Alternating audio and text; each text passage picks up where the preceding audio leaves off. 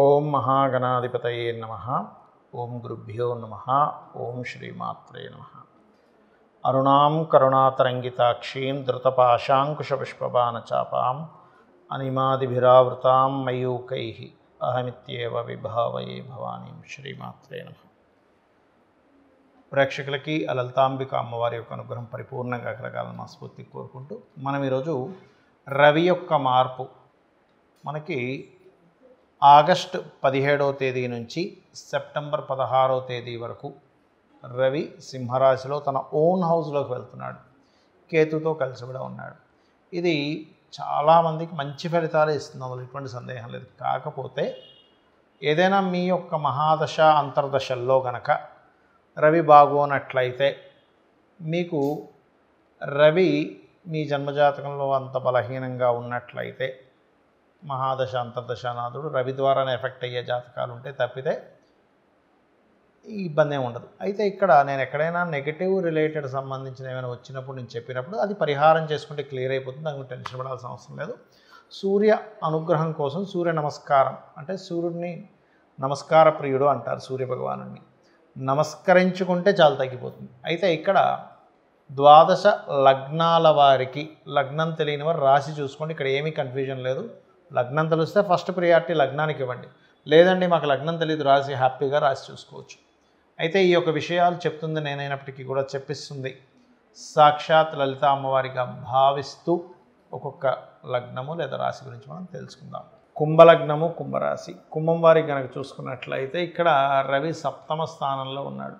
చాలామందికి ఏంటంటే అయ్యో సప్తమంలో ఉన్నాడు, ఇది ఒక నెగిటివ్. ఎలాంటివి అంటే రాహు లగ్నంలో ఉన్నాడు, శని లగ్నంలోకి వస్తున్నాడు, సప్తమంలో రవి ఉన్నందుకు మీరు తీసుకోవాల్సిన జాగ్రత్త వివాహ సంబంధించిన విషయంలో నిర్ణయం తీసుకునేటప్పుడు జీవిత భాగస్వామితో అనవసరమైన ఈగో క్లాషెస్కి పోయి ఇబ్బంది పడుతున్నామా అనేటువంటి విషయాలు, పార్ట్నర్స్తో కొంతవరకు ఇబ్బందిని, సామాజిక సంబంధించిన విషయాల్లో మీరు ఏదైనా ముక్కుసూటిగా మాట్లాడినప్పుడు అవతల వాళ్ళకి అది జీర్ణం కాని విషయంలో సామాజికంగా కొంతవరకు ఎదుర్కోవడం. కాబట్టి కొంచెం చూసి మాట్లాడుకోవాలి ఇక్కడ. ఎందుకంటే రెండవ స్థానంలో కూడా శని యొక్క గ్రహస్థితి వక్రించి ఉంది కాబట్టి ఇక ఇక్కడ గమనించుకున్నట్లయితే ఈ యొక్క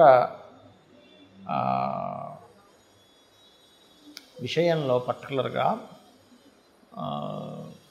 ఈ రవి సప్తమంలో ఉన్నందుకు ముఖ్యంగా విదేశాలకు వెళ్ళడానికి, ఎందుకంటే సప్తమ స్థానం కూడా విదేశాలకు వెళ్ళడానికి తోడ్పడుతుంది. కాకపోతే వెళ్ళే క్రమంలో కొంత స్ట్రెస్ అవ్వడం, కాస్త ఎక్కువ ఖర్చులు కూడా ఇస్తూ ఉంటుంది సప్తమ స్థానం అనేది. కాకపోతే ఫినాన్షియల్ గ్రోత్ని పెంచుతుంది అక్కడ. అందులో ముఖ్యంగా వ్యాపార మూలకంగా కలిగేటువంటి లాభాలు ఇస్తుంది అక్కడ ఉండేటువంటి సూర్యభగవానుడు కనుక చూసుకున్నట్లయితే. అదేవిధంగా కొంతవరకు ఈ జీవిత భాగస్వామి పేరు మీద ఏదైనా ప్రాపర్టీస్ తీసుకోవడము, ఎందుకంటే ఇక్కడ మీకంటే కూడా మీ జీవిత భాగస్వామి ప్రాపర్టీ యోగం ఎక్కువగా ఇస్తుంటుంది రవి అక్కడ ఉన్నప్పుడు. ఎందుకంటే వాళ్ళకి ఒక పేరు ప్రఖ్యాతలు కానివ్వండి, మీ జీవిత భాగస్వామికి అనుకున్నది సాగడం కానివ్వండి. కాకపోతే ఇక్కడ వేడికి కారకుడు కేతువుతో ఉన్నందుకు కొంచెం జీవిత భాగస్వామి ఆరోగ్య విషయంలో కొంచెం జ్వరాలు అవి రావడం, వేడి చేయడం, ఉష్ణం పెరగడం బాడీలో, ఇట్లాంటివి ఎక్కువగా జరుగుతుంటాయి. సూర్య ఉపాసన ఒక్కొక్క మాసంలో లేదా ఒక్కొక్క సమయంలో గ్రహం మనకు బలంగా ఉన్నప్పుడు ఆ ఉపాసన అంటే మీ లగ్నం నుంచి ఎవరైతే ఆ పంచమాధిపతి అవుతారో ఆ సమయంలో చేసే ఉపాసన అద్భుతమైనటువంటి ఫలితాలు ఇస్తుంది, గుర్తుపెట్టుకోండి. అందులో ప్రధానంగా మనకి శాస్త్రాల్లోని వేదంలోని చెప్పినటువంటి అంశం ఏమిటి అంటే ఆరోగ్యం భాస్కరాదిత్య. మనకేం కావాలండి? అనారోగ్యం లేకుండా ఆరోగ్యంగా ఉంటే చాలు. ఆరోగ్యమే భాగ్యం అంటూ ఉంటారు. దీని గురించి మనకి సూర్యుడి గురించి మన రామాయణంలోని మహాభారతాల్లోని చూడండి. మహాభారతంలో కూడా సూర్యుడు కనుక ఆ కుంతీదేవి ప్రత్యక్షం చేసుకుంటుందో మంత్రం జరిగి వచ్చి వెంటనే సంతానం ఇస్తారు. అంటే అర్థం ఏమిటి? సూర్య ఆరాధన చేసిన వారికి సంతానం ఖచ్చితంగా ఉంటుంది. సూర్య ఆరాధన చేసిన వాళ్ళకి పేరు ప్రఖ్యాతులు వస్తాయి. ప్రమోషన్స్ రావట్లేదు, సూర్య ఆరాధన చేయండి. అదేవిధంగా నేమ్ అండ్ ఫేమ్ రావట్లేదు, సూర్య ఆరాధన చేయండి. అంటే చాలామందికి సందేహం, ఆరాధన అంటే ఏం చేయాలి? ఎందుకంటే చాలామందికి ఈ తెలుగు టర్మినాలజీ తెలియకపోవడం వల్ల కూడా ఆరాధన అంటే ఏం చేయాలండి అని అడుగుతుంటారు. ఆరాధించడం అంటే ఏమిటి? మనం చిన్నపిల్లల్ని బుద్ధి చేస్తాం, లేకపోతే ఒక గురువు గారి మీద ఇంట్రెస్ట్ ఉన్నప్పుడు ఆ గురువుని చాలా జాగ్రత్తగా మనం మా గురువుగారు అండి అనే ఫీలింగ్లోకి వెళ్తూ ఉంటాం. అలాగే మనకు బాగా ఇష్టమైన వ్యక్తిని ప్రేమగా చూసుకుంటాం. ఇక్కడ ప్రేమ ప్లేస్లో భక్తి అనేటువంటిది ఉంటుంది. అంటే స్వామి నీ వలనే కదా ఈ సమస్త లోకాలు వెలుగుతున్నాయి. అంటే మనం సైన్స్లోకి వెళ్తే ఇంకా సూర్యుడి కంటే చాలా పెద్ద పెద్ద ఉన్నాయి, ఇవన్నీ వింటాం. బట్ మనకున్నటువంటి పరిధిలో ఈ నవగ్రహాలు, ఈ భూమి, వీటికి ఇచ్చేటువంటి సూర్యభగవానుడే కదా. కాబట్టి ఆ రకంగా సూర్య ఆరాధన చేసేటప్పుడు అందులో ముఖ్యంగా ఈ 17 ఆగస్టు నుంచి 16 సెప్టెంబర్ వరకు నెల రోజుల పాటు సూర్యభగవానుడు తన ఓన్ హౌస్లో ఉంటాడు. ఎవరైనా అనారోగ్యంతో బాధపడుతున్నటువంటి వారు సూర్య ఆరాధన కనుక చేసినట్లయితే ఖచ్చితంగా 100% వాళ్ళకి మార్పు వచ్చి తీరుతుంది. ఆరోగ్య సంబంధించిన అనారోగ్య విషయాల్లో ఇబ్బంది పడుతున్నటువంటి వారికి. అలాగే మరొక విషయం ఏంటంటే మరి ఈ ఆరాధన చేసేటప్పుడు ఎటువంటి జాగ్రత్తలు తీసుకోవాలి. ఒక్కొక్క దానికి ఒక్కో జాగ్రత్త ఉంటుందండి. మనం పనిచేసే దానికి కూడా చూడండి, ఇప్పుడు ఫోన్ ఉంది, వాటర్లో పడకూడదు. వాటర్ ప్రూఫ్ అయితే పర్లేదు, పడితే ఏమవుతుంది, పాడైపోతుంది. అలాగే మనం ఒక డైట్ చేస్తున్నాం, ఉదాహరణకి చూడండి కీటో డైట్ అంటూ ఉంటారు. షుగర్ రివర్సల్ కోసం కీటో డైట్ చేస్తుంటాం. అప్పుడు ఏం చెప్తారు, ఏమంటే మీరు కార్బ్స్ అస్సలు తీసుకోకండి, ఈ 90 days 3 months చేస్తేనే మీకు డైట్ లోపల మెటబాలిజం మారుతుంది కాబట్టి. అంటే ఏమిటి, ప్రతి దానికి కొన్ని నియమాలు ఉన్నాయి. అయ్యప్ప స్వామి దీక్ష తీసుకుంటాం, మాల ధరించారంటే నియమాలు పాటించాలని. అలాగే సూర్య భగవానుడు అనుగ్రహం కావాలంటే లైఫ్ మొత్తము కూడా మీరు అర్థం చేసుకోవాల్సింది, ఆదివారం నాడు నాన్ వెజిటేరియన్ ముట్టుకోకూడదు. మనకి శాస్త్రాల్లో ఉంది, స్త్రీ తైల మధుమాంసాన్ని త్వజతే, అంటే స్త్రీని కలవకుండా ఉండడము, అంటే ఆ రోజు ఆదివారం నాడు కలవకూడదు, సొంత భార్య అయినా కూడా. అలాగే తైలము అంటే తలకి నూనె పెట్టుకోకూడదు, మధువు మాంసము ఆదివారం నాడు స్వీకరించకూడదు అని చెప్తుంది శాస్త్రం. ఎందుకు అంటే ఇక్కడ శుక్ర సంబంధించిన, శని సంబంధించిన కార్యక్రమాలు మనం చేస్తున్నాం. దానివల్ల శుక్రుడు శయాసౌఖ్యానికి కారకుడు, సూర్యుడికి వ్యతిరేకమైనటువంటి ఎనర్జీ అది. నూనె శనికి సంబంధించింది, మధువు మాంసం కూడా శనికి సంబంధించినవి. వధ కదండి, మాంసం తింటున్నాం అంటే ఏమిటి, అక్కడ ఒక ప్రాణిని చంపేసి తింటున్నాం. కాబట్టి మధు అంటే ఒక మత్తు ఎక్కించేది, సూర్యుడేమో వెలుగు కారకుడు. అంటే నువ్వు డిఫరెంట్ ఎనర్జీస్లోకి వెళ్ళినప్పుడు ఈ ఎనర్జీ నీకు సపోర్ట్ చేయదు.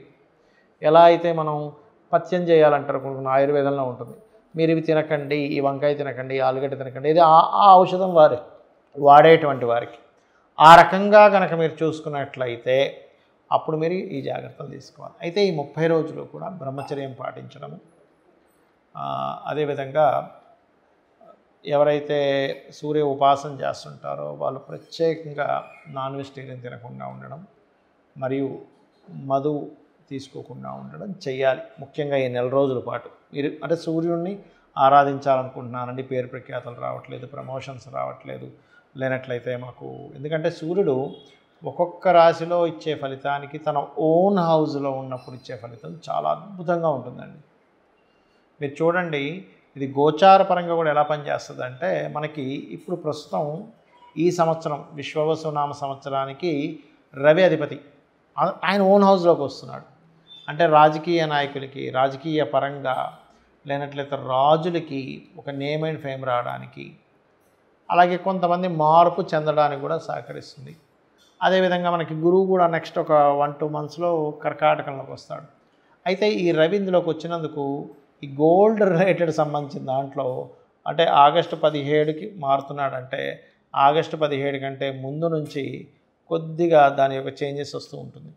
అంటే ఎట్లాగా ఆ కాంబినేషన్ ఏం చేస్తుందంటే, కొంచెం గోల్డ్లో యాక్చువల్గా అయితే మనకి గడిచిన 6-7 నెలల నుంచి విపరీతంగా పెరిగిపోయింది. 60-70 వేలు ఉండేటువంటిది కాస్త ఒక్కసారిగా 1,00,000కి చేరుకుంది. అక్కడ ఫ్లక్చువేట్ అవుతుంది. కానీ ఎప్పుడైతే కొంచెం August first week, second week నుంచి పెరగడం స్టార్ట్ అవుతుంది స్లోగా. అదొక 1 month 45 days ఉంటుంది దాని పీరియడ్.